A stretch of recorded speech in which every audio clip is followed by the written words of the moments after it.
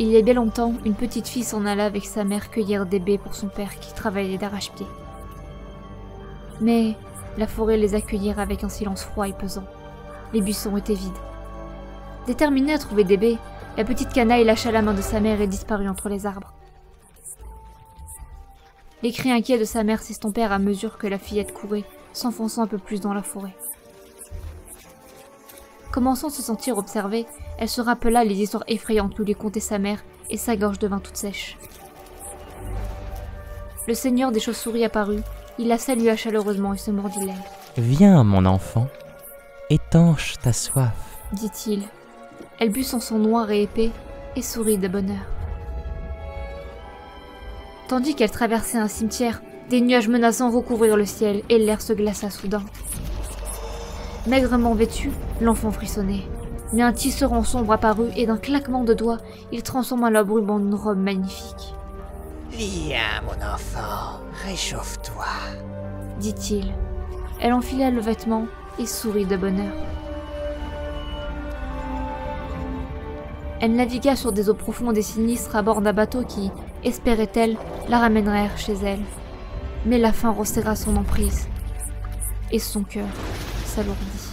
C'est alors que le seigneur des poissons apparut et lui offra une de ses écailles. « Viens, mon enfant, remplis ton estomac. » La fillette mangea et sourit encore une fois de bonheur. Continuant sa route, elle atteignit bientôt le cœur sombre de la forêt.